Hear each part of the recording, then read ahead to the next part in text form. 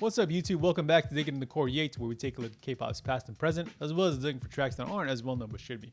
My name is $2 Cousin. Thank y'all so much for joining me. Today, we're taking a look at Kiss of Life's newest album, Born to Be XX. So this one's gonna be a little bit different, so I'm gonna try my hand at album reviews, and we're gonna see how that goes. But to do this review, we're gonna first take a look at their initial EP, see how they changed things up for the second EP, and see how some of the things have stayed the same. And then we're going to talk about where I think they should go from this point moving forward. So let's go ahead and get started. All right, you'll have to forgive me from kind of like moving my eyes from one point to another. I kind of have like a bunch of notes, and I want to make sure that I hit every single point that I wrote, so that this review is as complete as possible. So, starting the first album, I thought they played it really smart. You had 4 different stories, one for each of them, and then a couple of songs where they came together. So initially, you had Natty. Natty was a starving artist. She was going to do anything that she could to achieve her dream of being a dancer. You had Belle, whose parents had a dream for her, but she had her own dream. And so we had this part where a lot of us can relate to.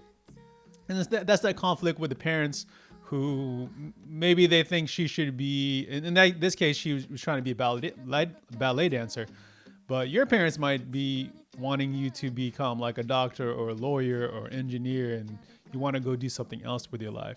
You had Hanul, who she was kind of like living a dual life, and she wasn't sure if she could be her true self, and she eventually came out to become like a true self. So she had a fusion of who she was in her real life as well as who she was online.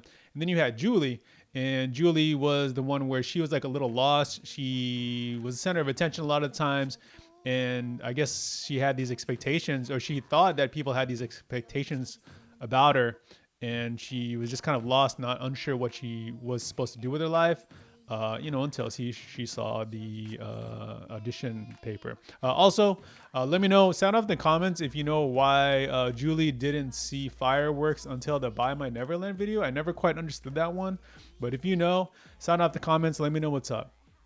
Now, as we go through, it builds up together, and to Buy My Neverland, where they have to figure out that they have to leave their safe spaces, the things that they're comfortable with, and they have to grow out of them a little bit to kind of become who they really are.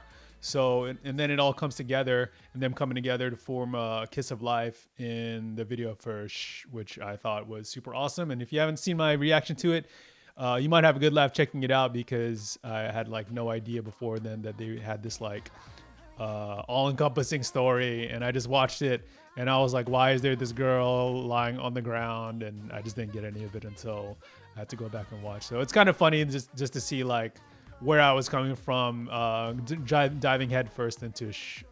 So yeah, go check that out. Now, there shouldn't be a doubt that I like this album. I'm really big on albums that have a positive message. I think the world needs more positivity, and there are groups like Stray Kids who really relate to Stay very well, and make them feel like they're part of it and make them feel like they matter. And so I think that everything went together well for this first EP. I think the writing was good. I think the production was good, and the dancing for the video all came together. Natty's choreography killed it. They clearly enjoyed that 90s sound. You can tell on which has sprinkles of like Benny Benassi, which I guess is like 2000s, but then you have like the tongue clicks from Pharrell, which originated in Snoop Dogg's Drop It Like It's Hot. So I guess it's early 2000s. So early 2000s, late 90s, let's say. And then Natty Sugarcoat, which is basically just Aaliyah's Back and Forth. So if you haven't listened to Aaliyah's Back and Forth, go listen to it, and then go listen to Sugarcoat from Natty, and tell me that's not essentially the same song. But it doesn't really matter, because Natty's song was excellent, and I really enjoyed it, and she killed it. It's clear from the number of views that she's getting on her video that that song definitely worked. So then we come to Born to Be XX. And the inspiration for the 90s and early 2000s continues on the new album, continues on it. You start off with Bad News, and Bad News is essentially their statement song, talking about how, I guess how they're bad news, but bad news like in a good way. Like they're like tearing the place up, and they're just like kind of getting down, and you should definitely pay attention to them. That's basically what they're saying. You have Hanul, who's and sorry if I'm saying that wrong. Apologies. I'll try to fix that next time I do a Kiss of Life reaction video. But you have her fighting against a girl in class. Natty kills some dude, like pushes him out the window. I guess, you know, maybe they had like something bad. I don't know what happened. They enter the apartment. There's a guy, and then she pushes that guy at the window. I have like no idea what's going on there. Julie basically kicks the crap out of a bunch of dudes on the train. And then Belle is like performing, and she gets like mad. I guess she's just mad that people are thinking that she's supposed to be this one way, but she's trying to show that she's bad. So she's like, I don't know, kind of berating the audience from her position on stage. If you think you know what the next video is going to be, sound off in the comments of like, I don't know if they're going to make a video for every single song, but that would be super dope if they did, just like their EP. Following up, we have Nobody Knows. It's really just about how they can show a good time if they take a chance on them. And then after that, we have My 808, which is essentially like the same song. But My 808, I think it stands for something. I can't really quite figure out what 808 means. Like if that's supposed to be a euphemism for like their hips or like, I guess like their butts or something like that. Like something provocative like their bodies or something, because they keep saying, you know, take a look at my 808. And then after that, we have TTG. That girl that basically says goodbye to the guy that they were like trying to get with in the previous two songs. Gentleman finds them with a new guy, just kind of like trying to get with the new guy, I guess. And then Says It is a great end to it, because we see that they've like grown up a little bit because they formed the group, and they're kind of like acting out their wildness. But at the end, it comes to a point where they kind of have to like settle down. It's like they found a good guy. They're unsure about the guy because they don't know how to express their feelings correctly.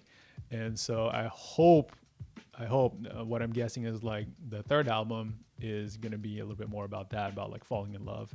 So we have a wild ride.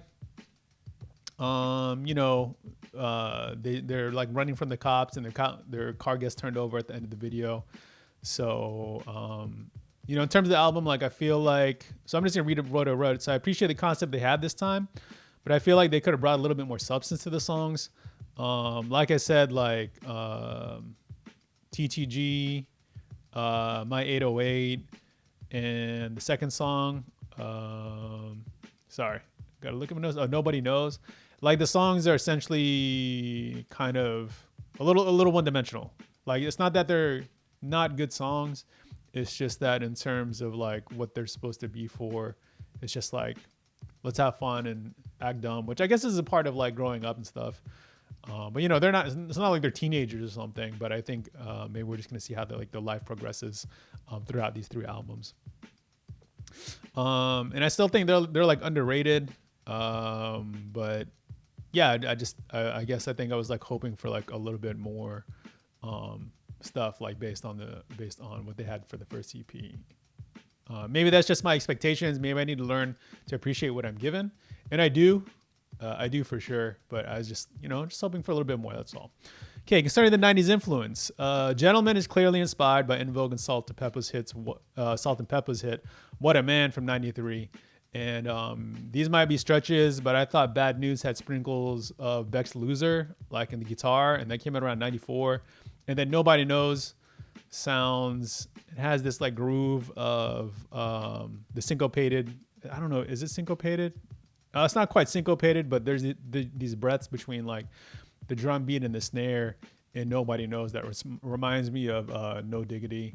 And then the chorus reminds me a little bit of Suzanne Vega's Tom's Diner, which got popular, I think, in 1990, like through a remix.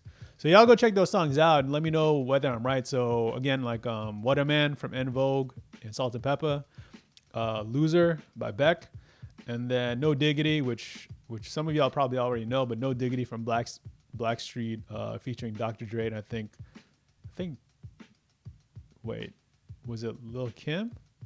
Foxy Brown? Or maybe it's the Brat. Honestly, I do not remember, so my apologies there. Okay, as far as I'm concerned, their sound, I'm down for it. Like the 90s thing, I really dig it.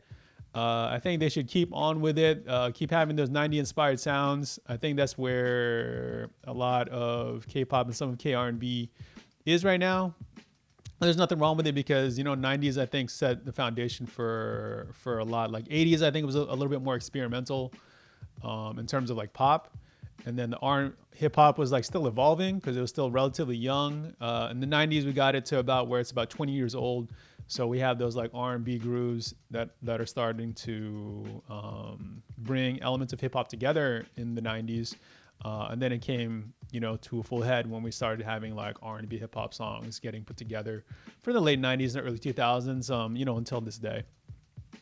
Concerning like where I think they should go, I think for the next album, they should either concentrate on, I think they should do like love songs. I want to see them fall in love. Like I want to see the emotional maturity from them. So whether that's like in a relationship or an emotional maturity in terms of, I don't know, maybe just like life. I'm sure Belle can write some songs. We know she can write, so it would be super cool to see what she has. But that's kind of where I want to see the next album go. I think the Parting album, the album, the Come Up, that's done. The album where they got all the parting out of the system, that's done. So third album, I want to see some emotional maturity, whether that's in relationships with guys, relationships with their friends, relationships with their parents, or just like appreciating life in general.